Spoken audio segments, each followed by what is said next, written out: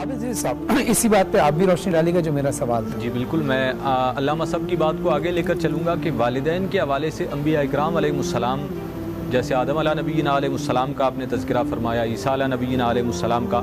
میں اس بات کو وہاں سے شروع کرتا ہوں جہاں سے علامہ صاحب نے چھوڑا، سید عالم صلی اللہ علیہ وسلم کا زمانہ۔ اگر ہم رسول اکرم صلی اللہ علیہ وسلم کی آیات طیبہ کو دیکھتے ہیں تو آپ نے بھی والدین کو اپنی زندگی کے اس حصے میں نہیں پایا جہاں انسان ان کی خدمت کرتا ہے، جہاں انسان ان کی خدمت سے شرف حاصل کرتا ہے۔ سید عالم صلی اللہ علیہ وسلم کے والدین کا بچپن ہی میں انتقال ہو چکا، والد ولادت سے قبل اور والدہ جو ہے وہ کم عمری میں۔ تو حضرت عبداللہ ابن عمر رضی اللہ عنہ فرماتے ہیں کہ ایک مرتبہ عقائد عالم صلی اللہ علیہ وسلم جارانہ کے مقام پر کچھ غنیمت تقسیم فرما رہے تھے، گوشت تقسیم فرما رہے تھے۔ سید عالم صلی اللہ علیہ وسلم کے تمام صحابہ جمع ہیں،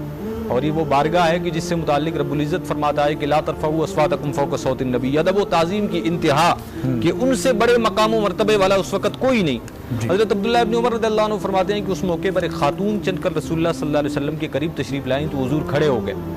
کھڑے ہونے کے بعد اپنی چادر مبارک جو ہے ان کے لیے بچھا دی، جس پر انہیں بٹھایا، اور کافی دیر تک ان سے گفتگو فرماتے رہے۔ جب ہم نے پوچھا کہ یہ کون ہے تو بتایا گیا کہ یہ ان کی رضائی ماں حلیمہ سعدیہ رضی اللہ عنہا ہے۔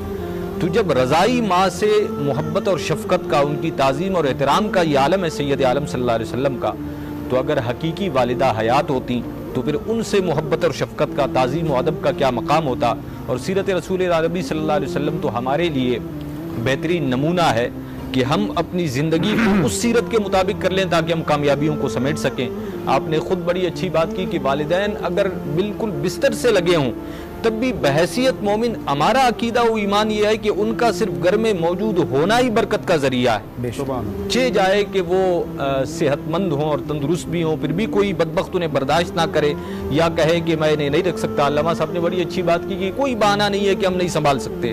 جہاں ہم اپنی ذات کے لیے ہر طرح کا انتظام کرتے ہیں، سارے وسائل بروئے کار لا کر، فرض کریں وہ بندہ جو والدین کو سنبھال نہیں سکتا، وہ خود جب بیمار ہوتا ہے تو اپنے لیے سارے وسائل نہیں جمع کرتا، لوگوں کا انتظام نہیں کرتا کہ اس کا خیال رکھیں اور اس کے لیے رہنے کو، زندگی گزارنے کو ممکن بنایا جائے، تو وہ والدین جس نے پال پوس کر اس قابل بنایا، جب اس کا وقت آئے وہ کہے کہ جی میں نہیں کر سکتا، تو یہ بدبختی کے سوا کچھ بھی نہیں۔ عابد عزیز صاحب